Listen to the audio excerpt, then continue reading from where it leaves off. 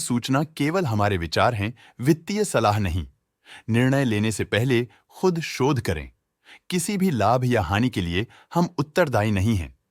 आज हम देख रहे हैं रूट मोबाइल लिमिटेड के 2024-25 Q4 की standalone financial performance. Starting with the sales, पिछले क्वार्टर से सेल्स में 1% का इंक्रीज हुआ है, मगर कंपनी ने पिछले साल के मुकाबले 12.5% का सेल्स इंक्रीज रिपोर्ट किया। Expenses -10% quarter on quarter decrease हो गए हैं, जो साल भर के 3% के राइज के साथ अलाइन करता है। क्वार्टरली एक्सपेंसेस के कंपैरिजन में सेल्स इंक्रीज होना दिखाता है कंपनी ने अच्छा परफॉर्म किया। ईयरली कंपैरिजन दिखाता है कि कंपनी ने इस साल अपनी परफॉर्मेंस में सुधार किया है। ऑपरेटिंग प्रॉफिट, जो पिछले साल के कंपैरिजन में 73.5% अप हुआ है, quarter on quarter around 84% increase हुआ है। Operating profit margin (OPM) annual basis पे 7% से इंक्रीज हुआ है और पिछले क्वार्टर के कंपैरिजन में 9.5% से इंक्रीज हुआ है। एक्सेप्शनल आइटम्स को ऐड करके अदर इनकम पिछले क्वार्टर के कंपैरिजन में -126% गिर गई, बावजूद इसकी ईयरली डिक्लाइन -143.5% हुई है। इंटरेस्ट एक्सपेंसेस पिछले क्वार्टर से -11.5% डाउन हुआ, लेकिन ईयर ओवर ईयर डिक्रीज -11.5% हुआ है। डिप्रिशिएशन कॉस्ट्स में क्वार्टरली -3% का डिक्लाइन देखने को मिला और ईयरली बेसिस पे -24% का डिक्रीज देखा गया। प्रॉफिट बिफोर टैक्स एनुअली 9.5% बढ़ा, लेकिन प्रीसीडिंग क्वार्टर से -11.5% डिक्रीज हुआ है। इस साल कंपनी ने 25% टैक्स पे किया और क्वार्टरली कंपनी ने 25.5% टैक्स पे किया है। नेट प्रॉफिट ने ईयर ऑन ईयर 9% का इंक्रीज दिखाया, लेकिन लास्ट क्वार्टर से -11.5% का कंट्रैक्शन हुआ है। इस क्वार्टर के दौरान कंपनी का परफॉर्मेंस इतना अच्छा नहीं रहा।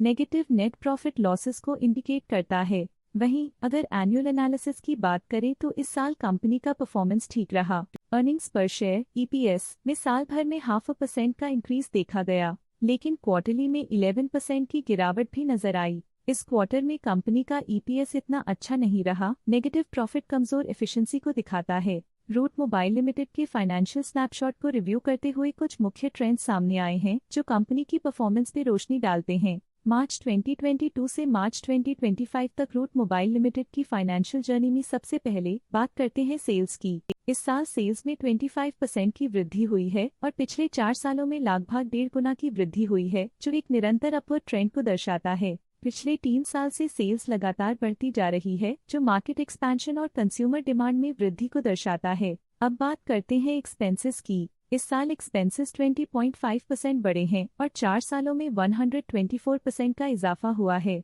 इस साल सेल्स और एक्सपेंसेस एक साथ बढ़ रहे हैं, जो बैलेंस्ड ऑपरेशनल अप्रोच को दर्शाता है। ऑपरेटिंग प्रॉफिट का सफर स्टेडली ऊपर चढ़ रहा है, इस साल 59% की बढ़ोतरी के साथ और पिछले 4 सालों में लगभग 7 गुना का नोटिसेबल राइज हुआ है। पिछले 3 साल से ऑपरेटिंग प्रॉफिट लगातार बढ़ रहा है, जो कॉस्ट मैनेजमेंट और ऑपरेशनल कुशलता को दर्शाता है। नेट प्रॉफिट का सफर ऊपर की ओर चल पड़ा है, इस साल 4% की चढ़ाई के साथ पिछले 4 सालों में 372% की शानदार वृद्धि हुई है। पिछले 3 साल से नेट प्रॉफिट लगातार बढ़ रहा है, जो फाइनेंशियल हेल्थ को मजबूती देते हुए इन्वेस्टर्स का ध्यान आकर्षित करता है। इस साल EPS ने ऊंचाइयों को छुआ है 6.5% की वृद्धि के साथ, जो पिछले 4 सालों में लगभग 3.5 गुना की मजबूत वृद्धि पर आधारित है। पिछले 3 साल से अर्निंग्स पर शेयर (EPS) में लगातार इजाफा हुआ है, जो प्रॉफिट ग्रोथ को मजबूती देते हुए शेयर होल्डर वैल्यू को बढ़ा रहा है। चलिए अब बात करते हैं शेयर होल्डिंग पैटर्न की। रूट मोबाइल की शेयर होल्डिंग रिपोर्ट्स कुछ इस प्रकार की हैं, जो अननोन 2025 के तक चलता है। ये रिपोर्ट कंपनी के शेयर्स की डिटेल्ड जानकारी देता है, जिसमें promoters, promoter groups, foreign investors, public investors और सरकारी एंटिटीज शामिल हैं। पब्लिक द्वारा हेल्ड शेयर्स का परसेंटेज 12.49% से इंक्रीज होकर 2025 के में 12.56% तक का इंक्रीज से देखा गया। ये चेंजेस स्टेट है कि पब्लिक की इन्वेस्टमेंट कंपनी में क्वार्टर टू क्वार्टर इंक्रीज हुई है। जब कंपनी के शेयर्स का अधिकतम हिस्सा प्रमोटर्स, FII, DII या गवर्नमेंट के पास होता है, तब ये माना जाता है कि कंपनी मजबूत हाथों में है, जो स्थिरता और मजबूत समर्थन को दर्शाता है और इस मार्केट की स्थिरता बनी रहती है। DII डोमेस्टिक इंस्टीट्यूशनल इन्वेस्टर्स ने अपना शेयर होल्डिंग दिसंबर 2024 में 7.87% से 2025 में 8.13% तक इंक्रीज किया। ये बताता है कि डोमेस्टिक इंस्टीट्यूशंस ने कंपनी में अपना इंटरेस्ट 0.26% तक इंक्रीज किया है। फॉरेन इंस्टीट्यूशनल इन्वेस्टर्स के शेयर होल्डिंग में थोड़ा डिक्रीज आया 2024 के दिसंबर से 2025 के में, जो दिखाता है कि फॉरेन इंस्टीट्यूशंस ने अपने स्टेक को क्वार्टर टू क्वार्टर -0.28 से डिक्रीज किया है, जिसे पता चलता है कि उन्होंने अपनी इन्वेस्टमेंट्स को पुल बैक किया है।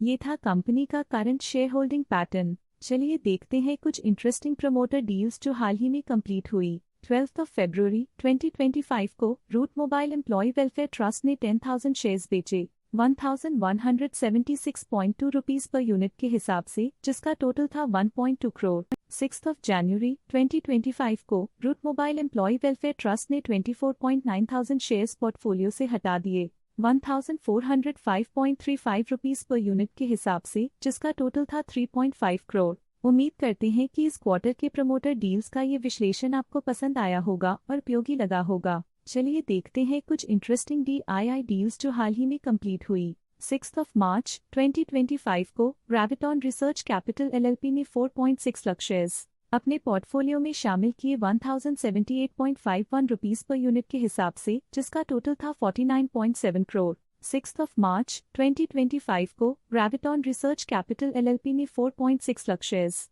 एग्जिट कर लिए 1,079.44 रुपीस पर यूनिट के हिसाब से, जिसका टोटल था 49.7 करोड़। उम्मीद करते हैं कि इस क्वार्टर के DII डील्स का ये विश्लेषण आपको पसंद आया होगा और उपयोगी लगा होगा। अब नजर डालते हैं रूट मोबाइल के स्टॉक रिकमेंडेशन पे। इस स्टॉक का करंट प्राइस 1,462.75 रुपीस चल रहा है। EMK ग्लोबल फाइनेंशियल सर्विसेज ने स्टॉक की बाय रिकमेंडेशन दी थी। उन्होंने स्टॉक का टारगेट प्राइस 1,700 का अनुमान लगाया था। रिकमेंडेशन के समय स्टॉक का प्राइस 1,191.95 चल रहा था, जो करंट प्राइस से 42.5% अप है। आज के लिए फाइनेंशियल सेक्टर में इतना ही। देखने के लिए धन्यवाद। स्टॉक लेटेस्ट न्यूज अपडेट के लिए चैनल को सब्सक्राइब करें और वीडियो को लाइक एंड शेयर करें।